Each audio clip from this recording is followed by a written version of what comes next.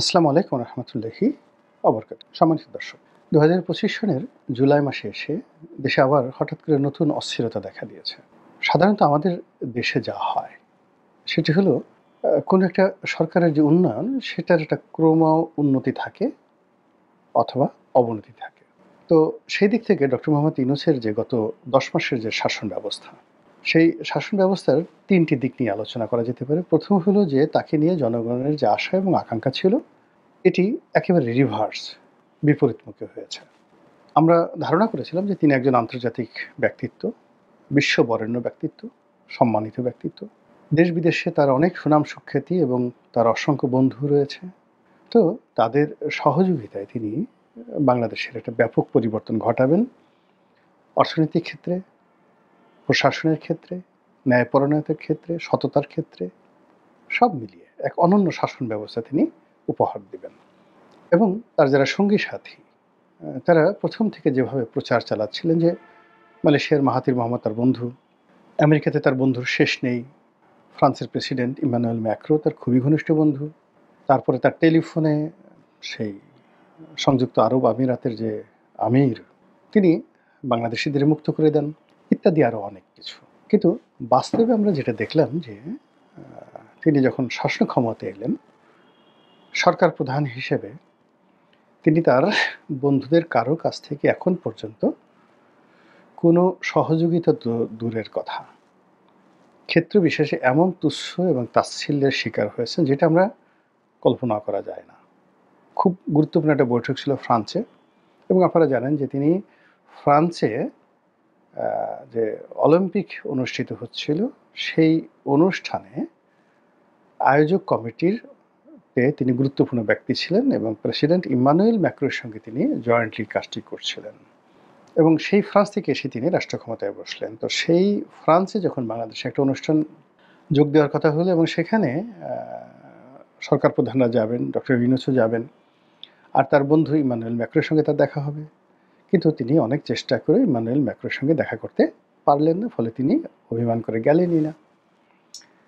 ইংল্যান্ডে গিয়ে তিনি ব্রিটিশ প্রধানমন্ত্রীর সঙ্গে দেখা করতে পারলেন না, দেখা হলো না। এটি নিয়ে খুবই একটা বিব্রতকর অবস্থা তৈরি হয়ে গেল। তারপরে আরও অনেক কিছু আন্তর্জাতিক অঙ্গনে আমরা যা আশা করেছিলাম এটা ঘোড়ার ডিম, কিছুই হয়নি।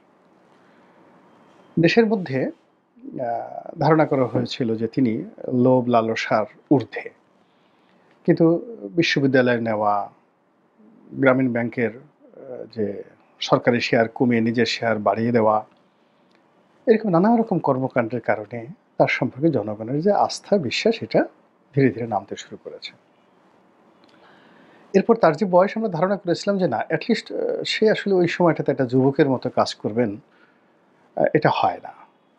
তিনি তার সাথে যারা তরুণ রয়েছেন সেই তরুণরা তাকে সহযোগিতা করবেন এবং তিনি তরুণদের সহযোগিতা নিয়ে রাষ্ট্র সুন্দরভাবে পরিচালনা করবেন। কিন্তু একই মানে শেখ হাসিনার যে সকল তরুণ মন্ত্রী ছিলেন তারা যে সকল মানে ব্যর্থতা অনিয়ম করেছেন, দেখা গেল যে ডক্টর মোহাম্মদ ইউনূসের তরুণ সঙ্গী সাথীরা তারা তো বটেই, তাদের যে চাকর বাকর যারা আছে সে চাকর বাকরদের পেছনে শত শত কোটি টাকার অনিয়ম মাত্র ১ মাসের মাথায়, ২ মাসের মাথায় সারা দেশ একটা সিসি রব পড়ে গেছে। তো এই গেল অ্যাডমিনিস্ট্রেটিভ ফেইলিয়ার, কোথাও কাজের কোনো সমন্বয় নেই। মিলিটারির সঙ্গে পুলিশের, পুলিশের সঙ্গে সচিবালয়ের, পুলিশ হেডকোয়ার্টারের সঙ্গে থানাগুলোর, এসপি অফিসগুলোর, মানে এখানে বিএনপির টানাটানি, জামাতের টানাটানি, এনসিপির টানাটানি। মানে আগে তো শুধু ছাত্রলীগ এখানে গুরুত্বপূর্ণ ভূমিকা পালন করত, কিন্তু এখন দেখা গেল যে বিএনপি, জামাত, এনসিপি তারা নিজেরা গুতুগুতি করছে এই বিষয়গুলো নিয়ে। আর এর সমস্ত দায়ভার পড়েছে ডক্টর মোহাম্মদ ইউনূস সরকারের উপর, ফলে পুরো তার সরকারের যে ইমেজ এটি ক্ষুণ্ণ হচ্ছে এবং আইনশৃঙ্খলা ক্রমশ অবনতির দিকে যাচ্ছে, ব্যবসা বাণিজ্য অবনতির দিকে যাচ্ছে। আর মাঝে মধ্যে ডক্টর মোহাম্মদ ইউনূসের যারা লোকজন রয়েছেন তারা এই চন্দ্র বিজয় হয়েছে, এই মঙ্গল গ্রহ বিজয় হয়েছে, এই স্টার্লিংক এসে গেছে, এরপর এটা হবে ওটা হবে, এত $1 বিলিয়ন বিদেশ থেকে আসবে, ইনভেস্টমেন্ট হবে, এই সাবমিট হবে, ওইটা হবে, মানে নানা রকম কথাবার্তা, কিন্তু প্রকৃতপক্ষে দেখা গেল যে আসলে আমাদের যে দেশীয় যে শিল্প কলকারখানাগুলো আছে এগুলোর চাকা ঠিকমতো ঘুরছে না। কোথাও টাকা নেই, কোথাও গ্যাস নেই, কোথাও দুর্নীতি দমন কমিশনের যন্ত্রণা, কোথাও এনবিআরের যন্ত্রণা, কোথাও কাস্টমসের যন্ত্রণা, সব মিলিয়ে পুরো শিল্পখাত ব্যবসা বাণিজ্য হজ বরল তছনছ হয়ে গেছে। তখন এই অবস্থা থেকে মুক্তির পাওয়ার জন্য জনগণ বলছে নির্বাচন দরকার।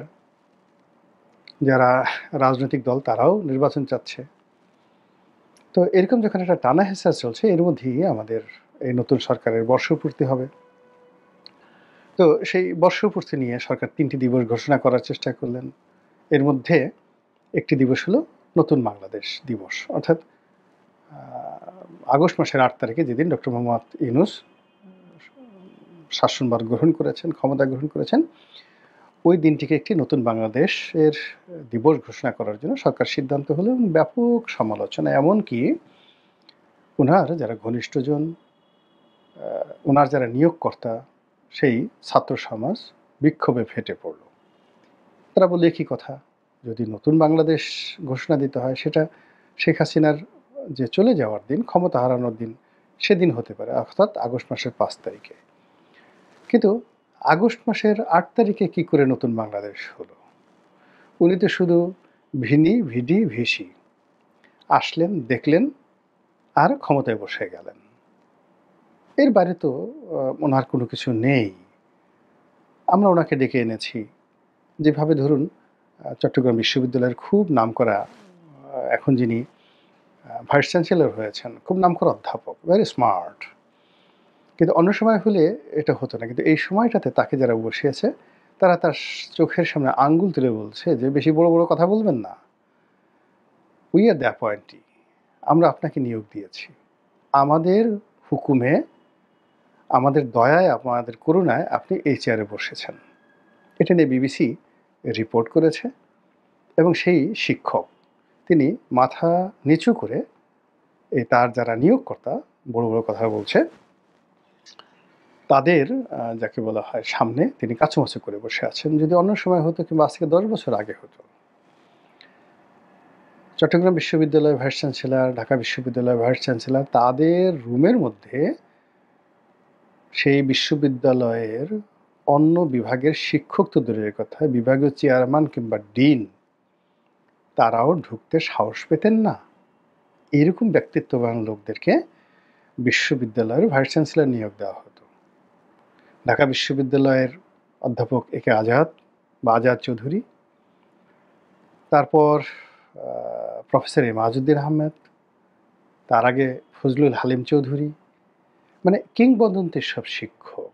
তো এর মধ্যে মানে আমি যেটা ব্যক্তিগতভাবে দেখেছি সেটা হলো আমি তো লয়ের ছাত্র ছিলাম, তো আমাদের ডিপার্টমেন্টের যিনি চেয়ারম্যান ছিলেন মফিজুল ইসলাম পাটোয়ারি স্যার। তো মফিজুল ইসলাম পাটোয়ারি স্যারের ছেলেই ওই এখন যে জাতীয় পার্টির এমপি হয়েছিলেন সেই উনি আর কি। তো স্যার খুব ভালো মানুষ ছিলেন। তা আমরা যে কোনো একটা বিষয় নিয়ে আন্দোলন করছিলাম, কিন্তু আন্দোলন আমরা করছিলাম সেই সায়েন্স এনেক্সে। তারপর সেখান থেকে একটু সাহস সঞ্চয় করে সেই দাবি দেওয়া নিয়ে আমরা কলা ভবন যে চত্বর সেখান পর্যন্ত এলাম। তো আমাদেরকে সে সংহতি জানানোর জন্য আমাদের স্যার সেই মফিজুল ইসলাম পাটোয়ারি এলেন। ও আমি নামটা ভুলে যাব, ওর নাচে তো আবার হয়ে যাবে। সেই মফিজুল ইসলাম পাটোয়ারি স্যার, তার ছেলে শামীম, ব্যারিস্টার শামীম হায়দার পাটোয়ারি। তো আমরা যখন ছাত্র ছিলাম তখন শামীম খুব ছোট ছিল, একেবারে বাচ্চা ছেলে ছিল, খুবই বাচ্চা ছেলে ছিল। তো তো যার জন্য ওকে দেখেছি, ও ক্যাম্পাসে থাকতো, কিন্তু এখন সে বড় হয়ে গেছে, মাননীয় সংসদ সদস্য হয়ে গেছে, একটা বিশ্ববিদ্যালয়ের প্রধান, বাংলাদেশের মিডিয়া জগতে যাকে বলা হয় বেশ পরিচিত। আমি তাকে নিয়ে গর্ব করি এবং আমি তাকে সম্মান প্রদর্শন করি। তাকে ওই যে শৈশবের ওই ঘটনা নিয়ে মানে আমি তাকে আপনি আপনি করে বলি, তুই তুকারি করে বলি না। মানে মূল ব্যাপার হলো যে যেহেতু সে ওই আগে ছাত্র রাজনীতি করতো না, কিন্তু আমার শিক্ষকের সন্তান, তার বাইরেও সে, তার প্রতি আমার একটা আপত্র স্নেহ ভালোবাসা কাজ করে, কিন্তু তার কর্মের কারণে সেই শামীম হায়দার পাটোয়ারিকে আমি শ্রদ্ধা করি। তো যাই হোক, এনিওয়ে, তো সেই পাটোয়ারি স্যার পরে তিনি একটা বিশ্ববিদ্যালয় করেছিলেন, ইন্টারন্যাশনাল ইউনিভার্সিটি, যেটা এখন শামীম চালাচ্ছেন। তো যাই হোক, সেই পাটোয়ারি স্যারকে আমরা সব ছাত্ররা রিকোয়েস্ট করলাম যে, স্যার আপনি একটু দয়া করে ভিসি স্যারের রুমে যান, আমাদের কথাটা বলেন। তো উনি বললেন যে, তোমাদের যে দাবি দেওয়া এটা আমরা একমত, কিন্তু তোমরা কি প্রফেসর এমাজউদ্দিন স্যারকে চেনো? তার সামনে যাওয়াটা কি এত সোজা জিনিস? স্যারকে আমরা শত চেষ্টা করে, কয়েকশো ছেলে মেয়ে শত রিকোয়েস্ট করেও আমরা সেই ভিসি স্যারের রুমে তাকে পাঠাতে পারলাম না দেখা করার জন্য। তো এটা ছিল ঢাকা বিশ্ববিদ্যালয় ভাইস চ্যান্সেলরের জমানায়, এবং এটা বিএনপি জমানাতে অবশ্যই, এবং সেই যাকে বলা হয় একজন ভাইস চ্যান্সেলরের সম্মান। এনিওয়ে, তো সেটা এখন কোথায় চলে গেছে? কোথায় চলে গেছে? একইভাবে ডক্টর মোহাম্মদ ইউনূসের যে অফিস, সে অফিস তো প্রাইম মিনিস্টার। এখানে শেখ হাসিনা ছিলেন, বেগম জিয়া ছিলেন, কিন্তু আমি তাদের কথা বলবো না। আমি ওই অফিসে যাদেরকে দেখেছি, মানে প্রধানমন্ত্রী হিসেবে যাদেরকে দেখেছি, মওদুদ আহমেদ সাহেবকে দেখেছি, কাজী জাফর আহমেদকে দেখেছি, মিজানুর রহমান চৌধুরীকে দেখেছি একজন সাংবাদিক হিসেবে। তো প্রধানমন্ত্রী হিসেবে তারা সরকার প্রধান ছিলেন ওই প্রেসিডেন্সিয়াল ফর্ম গভর্নমেন্টের অধীনে। সাজিদুর রহমান সাহেবকে দেখেছি, কিন্তু এরশাদ জামানাতে যারা যারা হয়েছেন, বিশেষ করে মিজানুর রহমান চৌধুরী সাহেব থেকে শুরু করে পরবর্তীতে যারা প্রধানমন্ত্রী হয়েছেন তাদেরকে ঘনিষ্ঠভাবে দেখেছি ইন অফিস, তাদের অফিসে এবং তাদের বাসায়। কি তাদের লেখাপড়া, মানে কি তাদের রাজনৈতিক প্রজ্ঞা! একজন মিজানুর রহমান চৌধুরী এই যে কত বড় কিংবদন্তি রাজনীতিবিদ, আমাদের দুর্ভাগ্য যে আমরা তাদেরকে নিয়ে গবেষণা করি না। আমাদের উচিত এই যে তাদের ভাষণগুলো, একজন কাজী জাফর আহমেদ কিংবা মওদুদ আহমেদ, মানে তারা যে কি পরিমাণ লার্নেড ছিলেন। উপপ্রধানমন্ত্রী হিসেবে সেখানে শাহ মোয়াজ্জেম সাহেব ছিলেন। শাহ মোয়াজ্জেম সাহেবের সঙ্গে যারা চলেছেন আপনি কল্পনাই করতে পারবেন না কি তাদের মেধা। সেই অফিসে এখন ডক্টর মোহাম্মদ ইউনূস বসে আছেন, আর তিনি এখন সরকার প্রধান। তো সরকার প্রধান হিসেবে যদি ধরেন, তাহলে তার এই অফিসটি এখন জিয়াউর রহমানের সঙ্গে তুলনা, বঙ্গবন্ধুর সঙ্গে তুলনা, বঙ্গবন্ধুর চেয়ারের সঙ্গে তাকে তুলনা করতে হবে, সাজিদুর রহমান সাহেবের সঙ্গে তাকে তুলনা করতে হবে, এরশাদ সাহেবের সঙ্গে তাকে তুলনা করতে হবে। আমি যদি খালি এরশাদ সাহেবের সঙ্গে তাকে তুলনা করি, আমি একটা ক্ষুদ্র মানুষ, ক্ষুদ্র মানুষ। আপনি চিন্তা করেন যে 1986 সনে আমার মতো মানুষের সঙ্গে একজন প্রেসিডেন্টের 1 to 1 বৈঠক হয়েছে, 1 to 1 বৈঠক হয়েছে। দিস ইজ এরশাদ। এবং সেই সম্পর্কটি ওনার মৃত্যুর আগ পর্যন্ত ব্যক্তিগত পর্যায়ে তিনি সেটা বহাল রেখেছেন। আমি যখন এমপি হলাম, লেখালেখি করতাম, উনি নিয়মিত ফোন দিতেন। প্রতি সপ্তাহে ১ বার ২ বার করে টেলিফোন করতেন, ওনার বাসায় দাওয়াত দিতেন। আমার যদি হাতটা ধরে বলতেন যে, বাবা আমার যে গোল্ডেন সময়টা গেছে তখন যদি আমি তোমাকে পেতাম। আমার স্ত্রীকে সহ আমাকে দাওয়াত করে ওনার বাসায় খাওয়াতেন। কোনো সামাজিক অনুষ্ঠানে যখন দেখা হতো, আমি সে এমপি না, ধরেন যখন এমপি ছিলাম তখন উনি আমাকে হাত ধরে নিয়ে ওনার রুমে নিয়ে খাইয়ে দিতেন। স্নেহ কাকে বলে! আবার ২০১৫ সনের পরে, ধরেন আমি তো সংসদ সদস্য না, কিন্তু যখন কোনো সামাজিক অনুষ্ঠানে, সভা সমিতি, সেমিনারে দেখা হতো, উনি যে চেয়ারে বসতেন, টেবিলে বসতেন, ধরেন পাশে কাজী ফিরোজ রশিদ বসেছেন, আনিসুল ইসলাম মাহমুদ সাহেব বসেছেন, তারপরে রুহুল আমিন হাওলাদার সাহেব বসেছেন, মুজিবুল হক চুন্নু সাহেব বসেছেন। তিনি একটা চেয়ার খালি করে তিনি ওই জিয়াউল যে ওনার যারা গুরুত্বপূর্ণ নেতা আছেন তাদেরকে দিয়ে আমাকে ডেকে আনতেন, এনে ওনার পাশে বসাতেন, জাস্ট পাশের চেয়ারটাতে বসাতেন। এখন বলেন তো, এই যে তার ভিতরে যে স্টেটসম্যানশিপ ছিল, এটা খালি আমার সাথে নয়, তিনি তার এই ব্যক্তিগত যে সম্পর্কটি মেধাভিত্তিক, তিনি পীর হাবিবকে যে সম্মান করতেন, তিনি মতিউর রহমান চৌধুরী, মানে যার বিরুদ্ধে তিনি হুলিয়া জারি করেছিলেন একটা লেখার জন্য, যে দুর্নীতিবাজদের উল্লাস নৃত্য, তো সেই মতিউর রহমান চৌধুরীর বাসায় এসে তিনি তার সঙ্গে বন্ধুত্ব করেছিলেন রাজনীতির প্রয়োজনে। এই ছিল যাকে বলা হয় হুসেইন মোহাম্মদ এরশাদের রাজনৈতিক প্রজ্ঞা। ঠিক সেই চেয়ারটিতে ডক্টর মোহাম্মদ ইউনূস বসে আছেন। কিন্তু উনি বসে যাওয়ার পরেই মানে এই যে উনার যারা উত্তরসূরি ছিলেন, আ মানে উত্তরসূরি নয়, পূর্বসূরি যারা ছিলেন, তাদের যে ক্যারিকেচার, তাদের যে ক্যারিশমা, তাদের যে ব্যক্তিত্ব, সব জিনিসগুলো তিনি তো আরো সুন্দরভাবে অনুসরণ করবেন। বিকজ তিনি তো আন্তর্জাতিক মানের লোক। কিন্তু সেটা তিনি করেননি। তিনি বরং ওই যে তার প্রেস সচিব বলেছেন যে আসলে তিনি স্থানীয় পত্র-পত্রিকার সাথে সাক্ষাৎকার দিতে কমফোর্ট ফিল করেন না। ফলে মতিউর রহমান চৌধুরী, নুরুল কবির, গোলাম মোল্লা রনি, প্রথম আলোর মতিউর রহমান, মাহফুজ আনাম, মানে এইগুলোকে তার কাছে মনে হয়েছে এগুলো চিংড়ি মাছের ভর্তার মতো।